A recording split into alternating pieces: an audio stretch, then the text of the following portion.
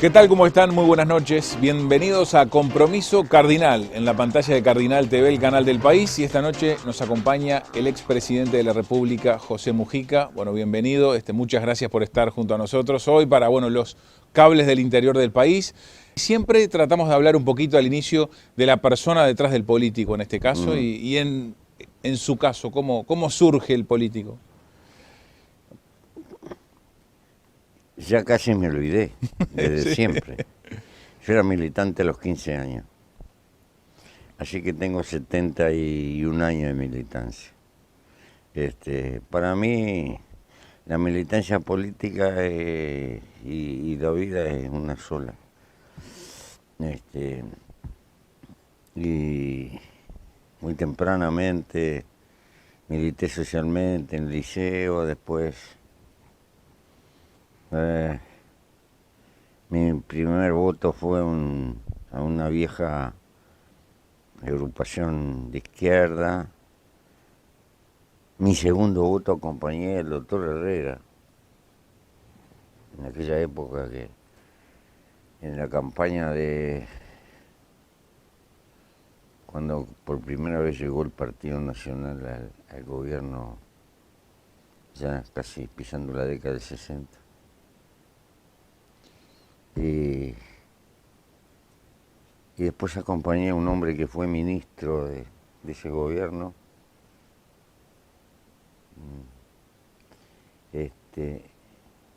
Erro, con el que tuve mucha simpatía,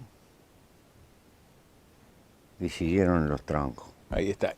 Pero en algún momento, como que no compartía, ¿no? Lo que se vivía en el país, surge el movimiento guerrillero, se puede Sí, decir. pero no es el país, era el contexto mundial y lo que pasaba en América, donde el país también. Este país tuvo una inestabilidad muy fuerte hasta pasada la guerra de Corea. Si la gente no... Es muy difícil la gente que no ha vivido poder entender el reflejo que tienen los cambios de época. El Uruguay de mi niñez la llamaban la Suiza de América. No porque fuera un mundo perfecto, pero era un paísito donde los chilenos, los paraguayos mandaban a estudiar. A la salida de la guerra, el Uruguay no tenía deuda, tenían con nosotros. El Uruguay se quedó con los ferrocarriles, con el agua corriente, con los viejos tranvías de Andé, que eran compañías inglesas que pasaron al Estado como una manera de cobrar la cuenta que tenían los ingleses por los abastecimientos de guerra. Otro tanto nos pasó con Francia. Lo propio le pasó a la Argentina. Y teníamos un ingreso per cápita a la par de lo que, sobre todo el Río de la Plata, de lo que podía ser un país europeo como Francia. Todo eso cambió, pero cambió casi abruptamente. Como se expresó la caída de los términos de intercambio, lo que vendíamos de carne y de lana se vinieron al suelo. Fíjese que en la década de 50 el Partido Colorado hay un momento con Luis Valle a la cabeza que gana toda las intendencias y el gobierno nacional, pintó de colorado el país. 4 años después perdió todo y le quedó la intendencia de Artigas. ¿Por qué? Por esta crisis de precios que fue la misma que se llevó a Perón de la Argentina. Los precios internacionales de lo que vendemos tienen repercusiones en lo económico, en lo social y en lo político al final. Y en ese momento después, cuénteme de ese Después proceso. va a venir el contexto de América, el mundo estaba en plena Guerra Fría, los fenómenos de liberación en África, en Argelia, en todo lo demás, y un sacudimiento muy fuerte en las juventudes, en América Latina, y aparecen el desafío de la Revolución Cubana, todo eso. Bueno,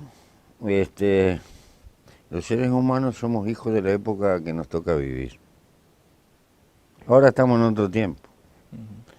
Un tiempo muy distinto y en la puerta de una revolución digital que no sabemos dónde va, pero estoy seguro que va a traer cambios colosales.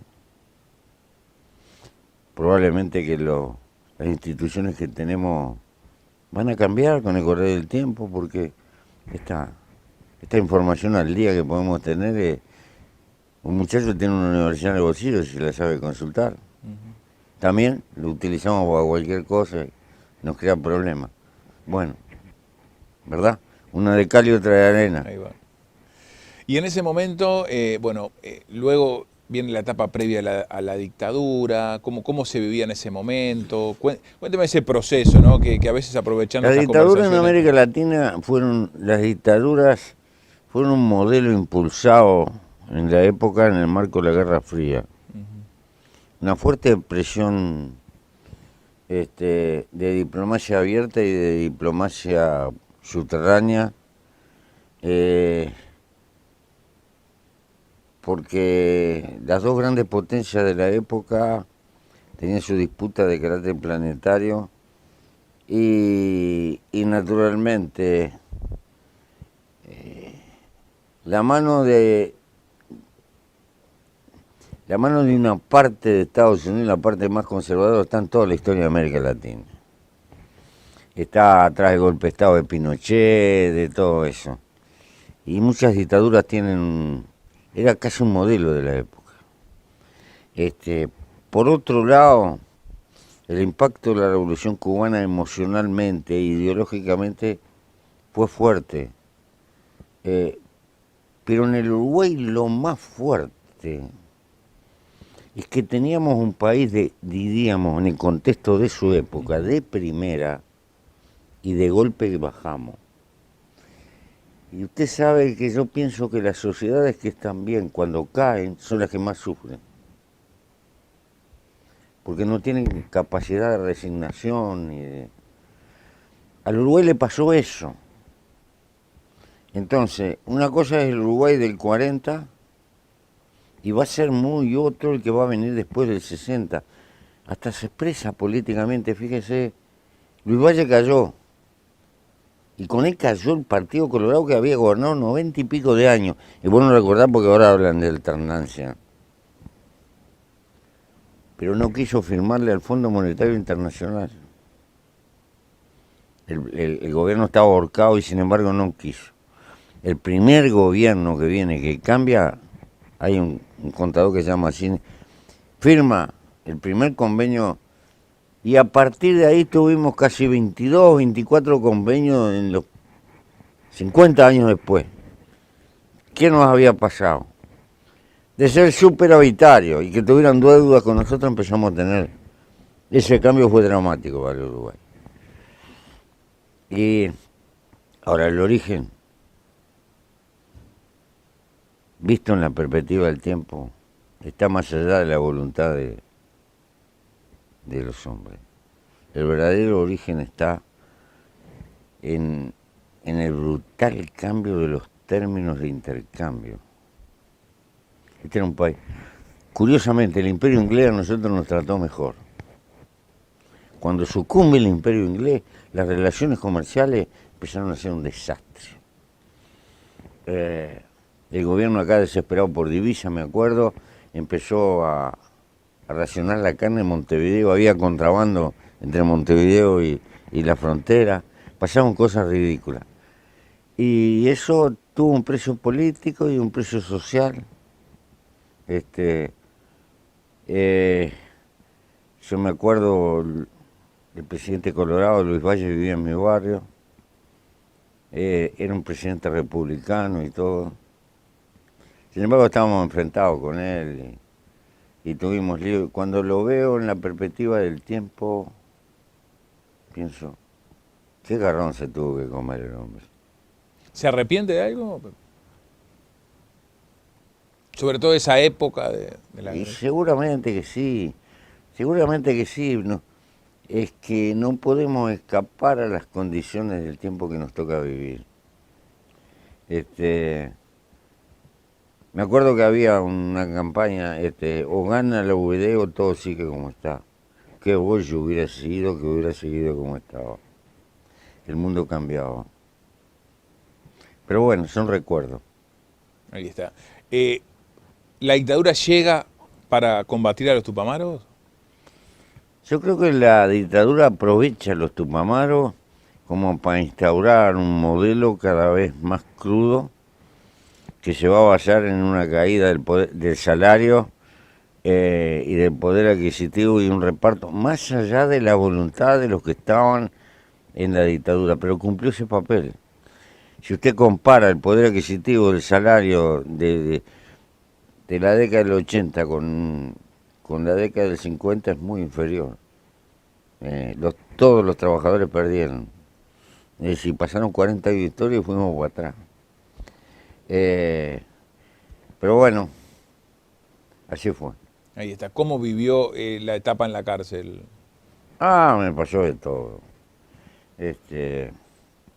Me pasó de todo y tuve muchos años.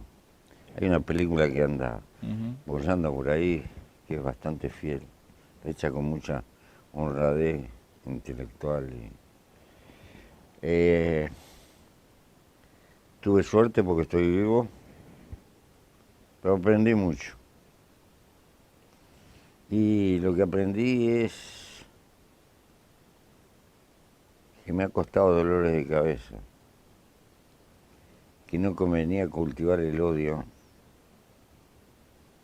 ni aún con aquellos que me habían torturado, porque la vida continúa, porque ellos van a tener y tienen hijos que nacen en este país. Yo tengo mi descendencia, mis parientes, van a seguir las nuevas generaciones.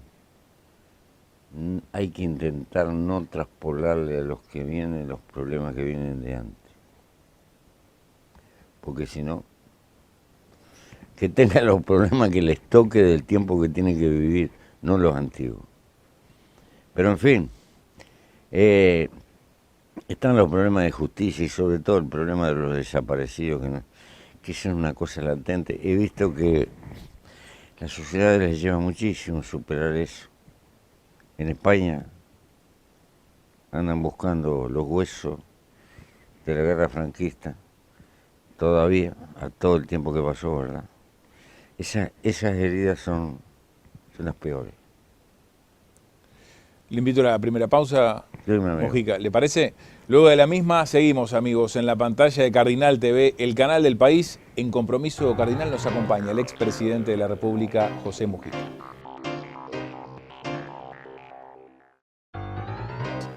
Continuamos en Compromiso Cardinal en la pantalla de Cardinal TV, el canal del país. Nos acompaña el expresidente José Mujica. Continuando un poco cronológicamente, Mujica, en el tiempo, bueno, luego y pasada la etapa de la dictadura, sale de la cárcel y comienza la actividad política. Sí. Cuénteme cómo fue esa etapa. Y es una etapa, hicimos una larga campaña de mateada y tratar de hablar con la gente, de ubicarnos en el país.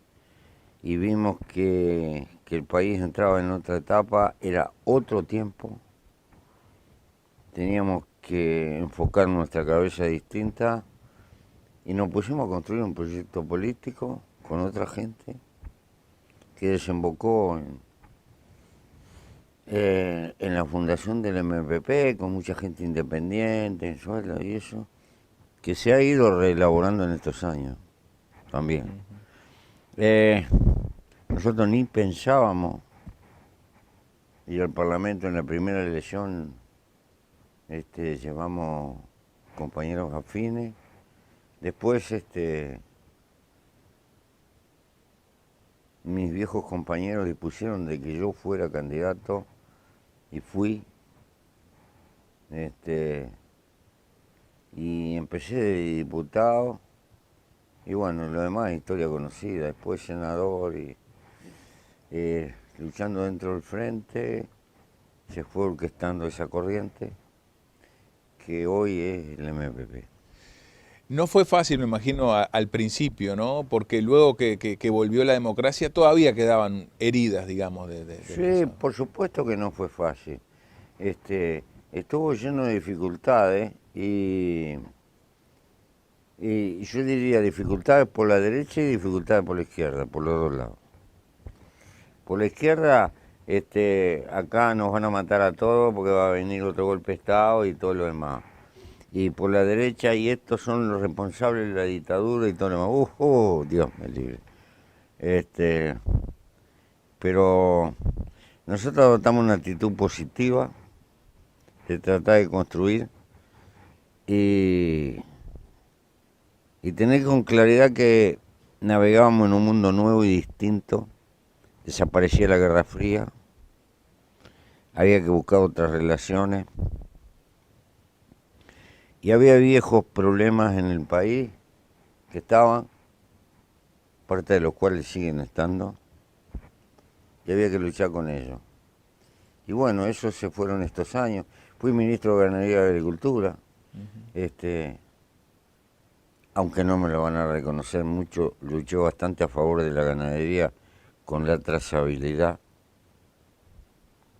que es un valor que tiene incorporado la ganadería, que nos da presencia internacional importante hoy, pero les pareció que era un esfuerzo inútil, que tenía que ser voluntario y todo lo demás. Bueno, a veces las cosas cuestan y alguna cosa pudimos hacer y otra no.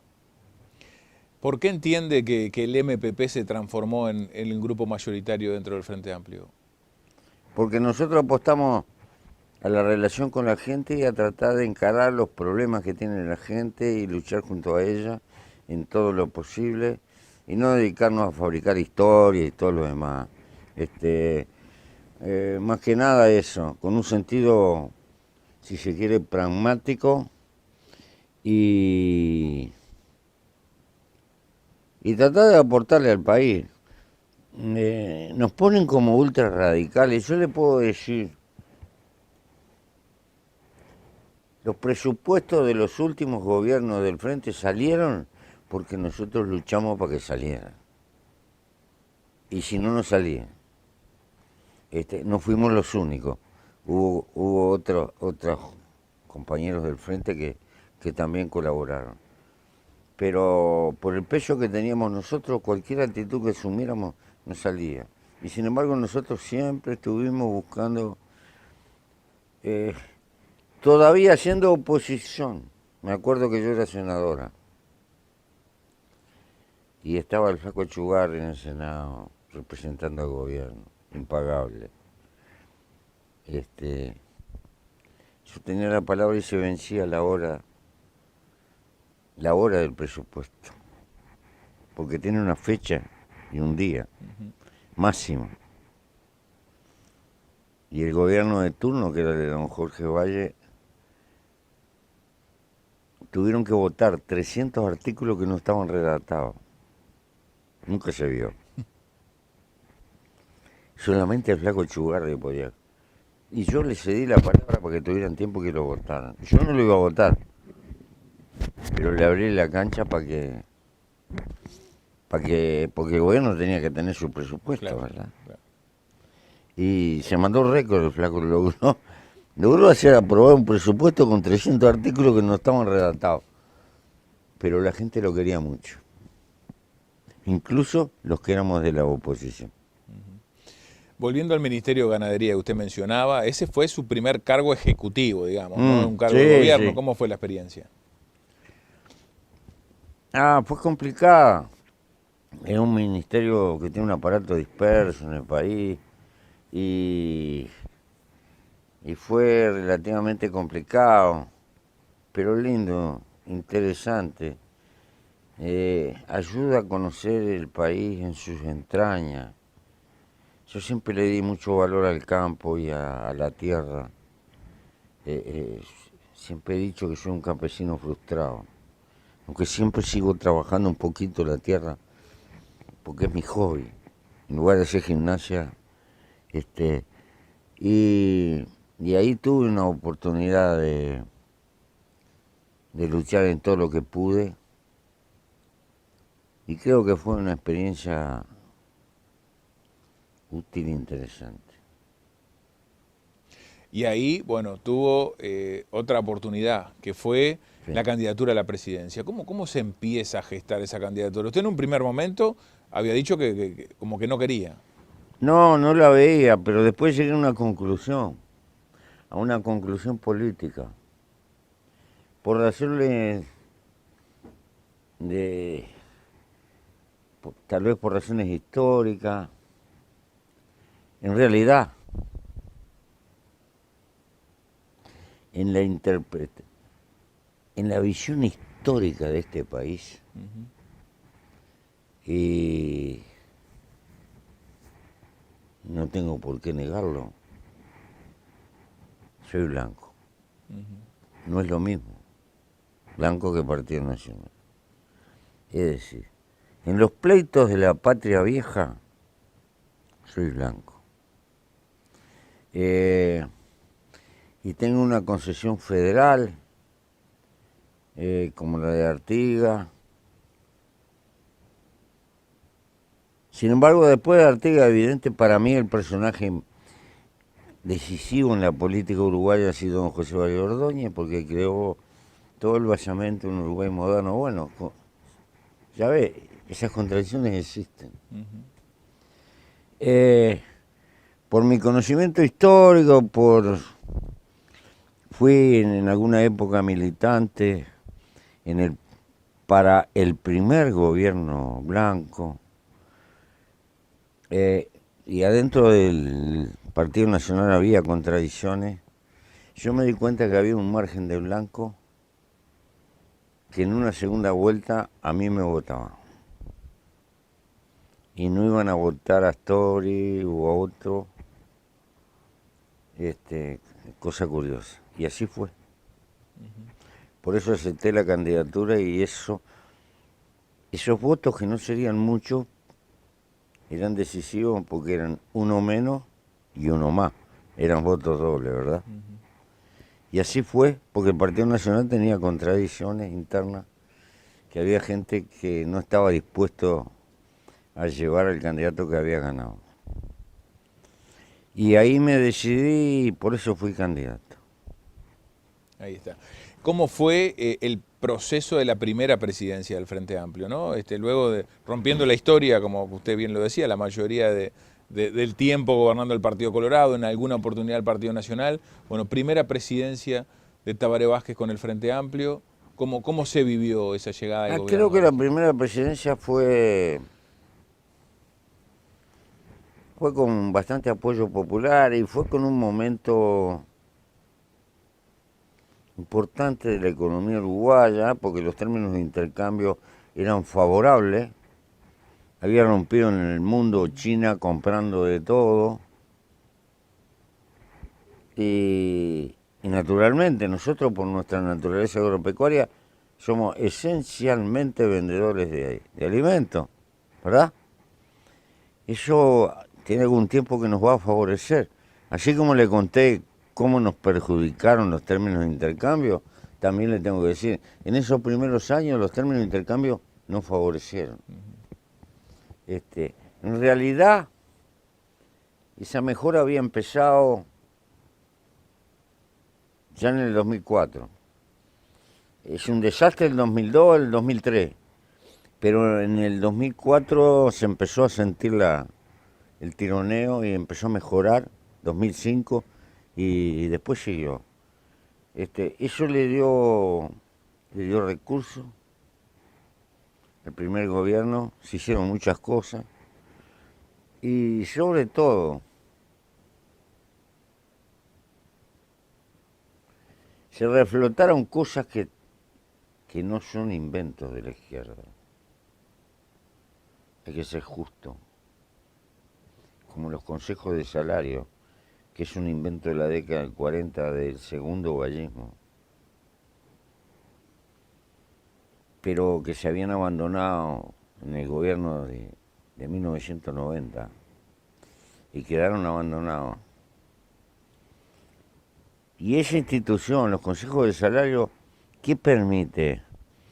Una discusión entre el precio del trabajo, entre trabajadores asalariados y sus respectivas patronales, que Cada cual defiende su posición y es absolutamente lógico. Pero que en la mayoría de los casos se llega de acuerdo y que permite un reparto más equitativo de la riqueza en el Uruguay. Yo no quiero reducir que los salarios sean el único elemento de reparto, pero no cabe duda que son los más importantes. Y mucho más cuando, por reforma constitucional, las jubilaciones están enganchadas a la evolución del salario. Más claro, si el salario no sube para los trabajadores, tampoco suben las jubilaciones. Entonces, es flor de impacto en la economía. Esto produce tensiones, yo reconozco, en la sociedad. Pero si no existen eso, tenemos la contradicción de Chile actual. Un país que la macroeconomía anda bien, que los números grandes andan bien, pero como han dado mal el reparto abajo, tiene este lío, ¿se da cuenta? No es sencilla la cosa. Tampoco puede tirar de la piola demasiado, porque la vaca esconde la leche. El capital se retira y después, queriendo repartir más, termina repartiendo menos. Acá hay una cuestión de equilibrio. Pero yo no sé, en el último año hubo 200 y pico de consejos de salario, casi el 85% arreglaron. Al final no somos tan locos. Muy bien, le propongo una pausa, senador. Pausa, amigos, en Compromiso Cardinal en la pantalla de Cardinal TV. Luego de la misma seguimos. Vamos a hablar de lo que fue su presidencia y también más de la actualidad de esta campaña electoral. Ya volvemos.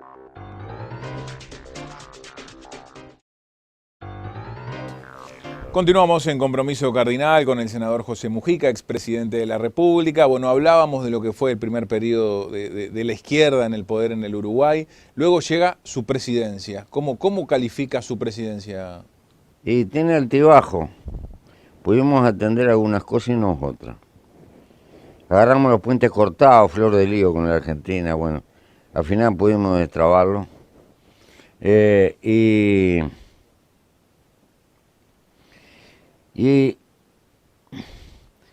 había un viejo problema que se arrastraba en las empresas públicas. El gobierno central, porque siempre precisa plata, le saca toda la rentabilidad que pueden tener las empresas públicas y se le achica mucho la capacidad de invertir. Y en una empresa, si usted no invierte, al poco tiempo está vieja. La manera de rejuvenecer una empresa es que usted esté invirtiendo, porque las tecnologías van cambiando y eso. Entonces, nosotros le dimos mucha piola libre en ese sentido.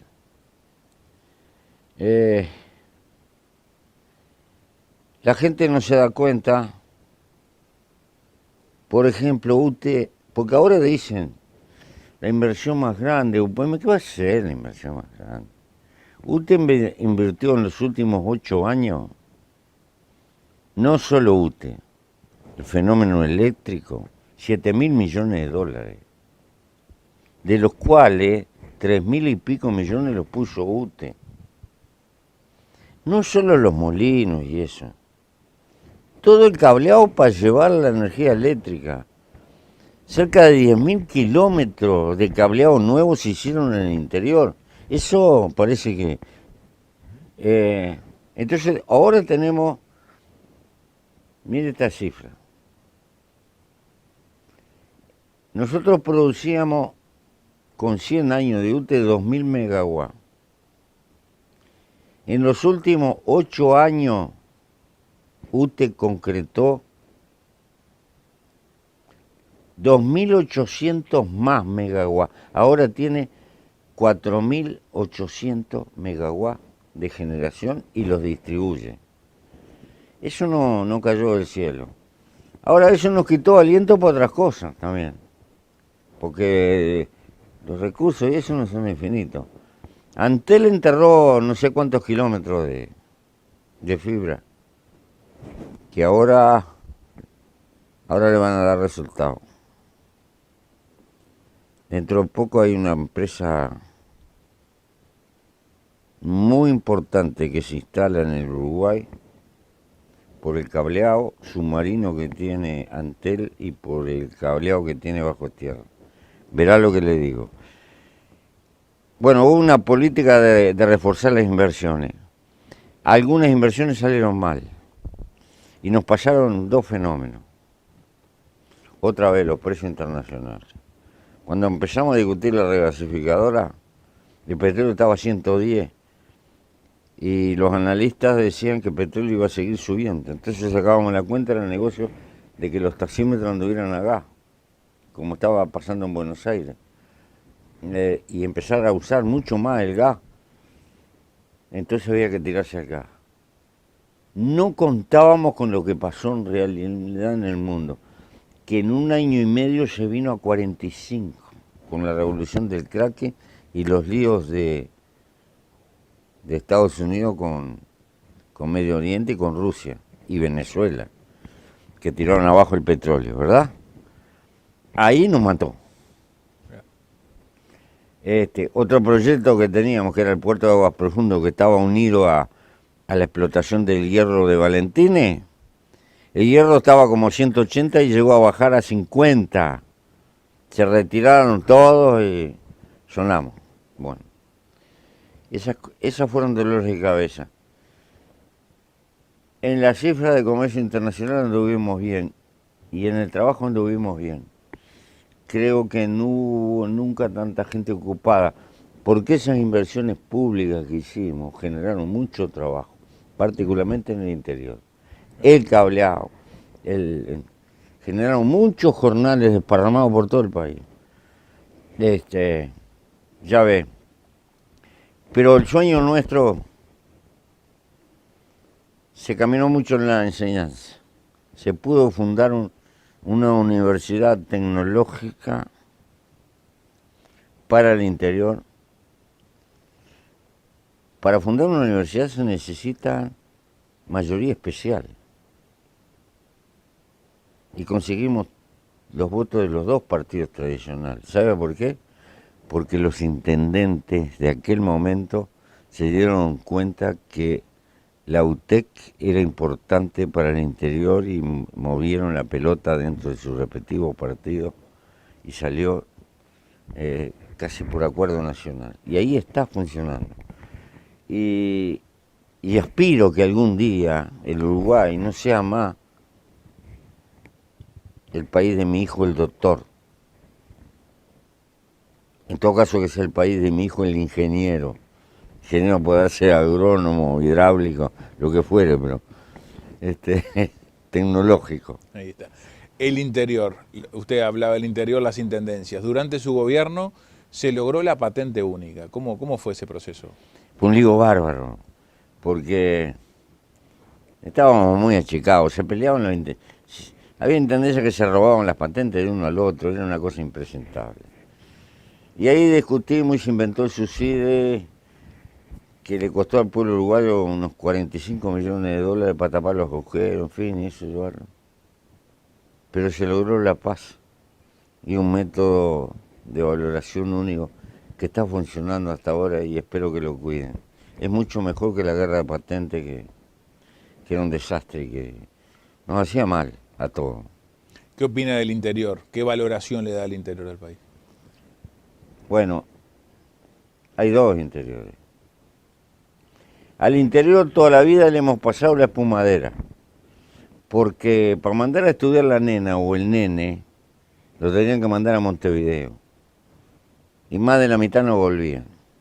Entonces le estábamos sacando de acá que la descentralización de la UDELAR, de la Universidad Grande, más la UTE, y hay que seguir en esa línea, hasta desembocar en universidades locales, o por lo menos regionales, que me parece que es la puntería que tiene la UDELAR, porque está creando regionales que hoy o mañana puedan ser independientes. Y porque no es lo mismo la necesidad de Artigas, que tiene que atender la oveja, que Maldonado, que tiene que atender otra realidad, ¿verdad? Aunque el país es pequeño y hay que crear enseñanza especializada para los microespacios.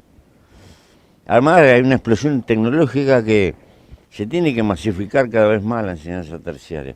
Y pienso que hemos avanzado, por ejemplo, hace unos años, por año en el interior, se matriculaban 400, 500 muchachos para hacer carreras universitarias, un poco que había en Paysandú. Ahora se están anotando más de 4.000 por año y pienso que esto va a seguir creciendo. Por parte de la acción de la UDELAR y de la UTEC que está creciendo. La UTEC está haciendo en una vieja cárcel de San José una central para mecatrónica, cuestiones de comunicación adaptada a la necesidad del interior, en fin. Me parece que ese proceso va a seguir y yo aspiro que las regiones se apropien de eso, que esas universidades de futuro tengan un fuerte regrambe local, porque es hablar de descentralizar, y si no descentralizamos la inteligencia, no alcanza, hay que tomar otras medidas. Por ejemplo, no hemos podido, pero tendría que haber un acuerdo. Los médicos cuando se reciben tendrían que tener la obligación de revistar 3 o 4 años en un pueblito campaña. No puede ser que haya pueblitos que no tengan un médico, o que haya kilómetros. Eso que le digo no es un invento de acá, hay países que lo hacen, porque hay que tomar medidas de ese tipo. Ojalá que podamos concitar un grado de voluntad que lo podamos decidir. Le voy a consultar sobre la seguridad pública, un tema que se ha instalado en la campaña, incluso... Es grave, muy campaña. grave. ¿Qué opina? Muy grave, tenemos dificultades, porque apareció con mucha fuerza el narcotráfico y ha prostituido incluso la cultura delictiva. Aunque le parezca mentira, en el campo del delito había ciertos valores que se respetaban. Hoy, el narcotráfico trajo una cultura que se puede resumir en esto: plata o plomo.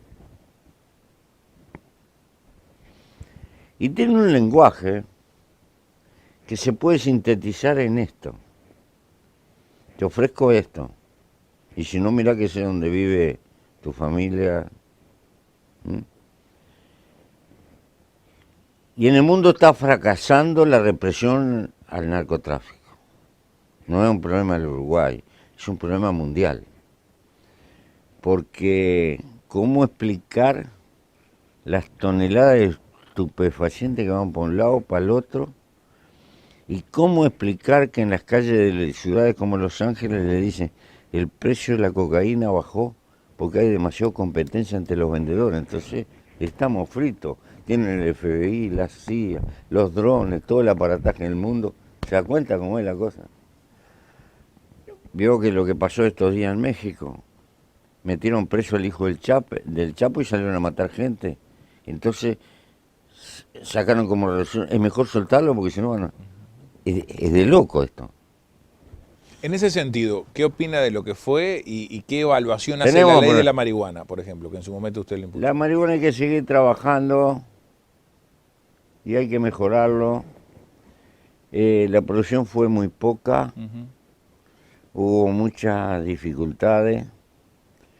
Yo creo que no podemos perseguir y debemos de transformar algo de la marihuana en campaña sistemática y publicitaria de educación contra las adicciones. Pero ahora además estoy convencido que el país tiene que crear 5 o 6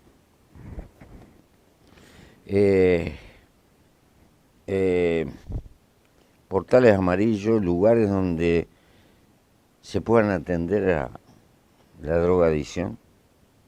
Y tendría que haber una discusión nacional. Eso no se puede resolver por el Parlamento. Tendría que ser por vía plebiscitaria. Si un cuerpo médico puede determinar que fulano de tal, que es drogadito, tiene que estar internado tanto tiempo como mínimo. Eso es una privación de libertad. Pero yo creo que si los dejamos en banda, los dejamos regalados. por lo menos este tema debería ser discutido. Porque si no atacamos el vicio, siempre abrimos las condiciones. Y termina siendo un negocio que tiene una tasa de ganancia tan grande que siempre va a estar la cabecita floja que por hacer plata se mete y una vez que puso un pie no sale más, porque no lo dejan salir. Le hago otra consulta volviendo al tema de seguridad pública. El tema ideológico muchas veces en el Frente Amplio hizo que no quizás existiera represión debida y demás en materia de seguridad pública. Eso a veces se manifiesta. ¿Usted qué opina? Yo lo que opino es que la represión tiene que ser inteligente, que no se arregle amontonando uniformes. Pienso, esto es personal, que trabajos fundamentales de inteligencia es de represores que usted no los conoce ni los ve, que se le infiltran, que entran en el campo del delito, que casi no tienen contacto. Porque esto, el Estado cuando concentra fuerza en un punto es imparable. El problema es tener información en tiempo y forma. Y la información es trabajo de inteligencia o delación o una mezcla. No tiene vuelta. Y ahí me parece que estamos débiles. Pero no lo tome... Yo no quiero decir porque... Usted me podría decir, ¿y por qué no lo hicieron? Porque una cosa es lo que yo pienso y otra es lo que piensan otros.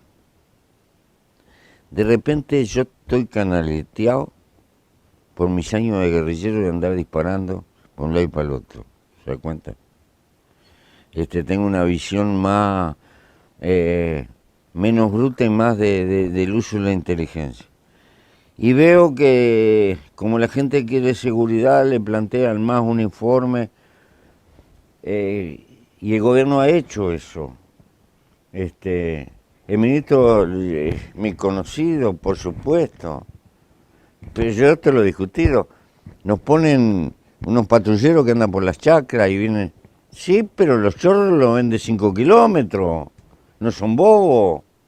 Yo prefiero un viejo que anda con una bolsa juntando botellas. ¿Se dan cuenta? ¿Lo ha hablado con Bonomi? ¿Qué Claro, ¿Qué le yo responde lo hablo Bonomi? todos los días. Me dice, sí, pero para eso no agarran, es una dificultad bárbara. Porque los otros piensan también. Y las comunicaciones también existen para los que están en el delito. Tampoco están como atando a los perros con chorizo, ¿verdad? Bueno, es complicado. Bueno, en el final, un mensaje para la gente del interior, sobre todo, que nos está viendo a través de la TV. Que a pesar de todas las limitaciones tenemos un país hermoso. El más igualitario de América Latina y el que reparte mejor. Que tiene problemas, sí. Pero está en nosotros irlo superando. Y cualquiera sea la visión que tengamos, más vale negociar entre nosotros. El país no anda medio país contra medio país. El país tiene que andar más o menos sintonizado. Porque somos muy pocos y creo que tenemos cosas comunes. Tenemos que cuidar ese capital que se llama nosotros. Primero orientales, después el color de la divisa que elijamos. Muy bien, muchas gracias. Gracias. Amigos, nos acompañó en Compromiso Cardinal el expresidente de la República, senador José Mujica. Muchas gracias.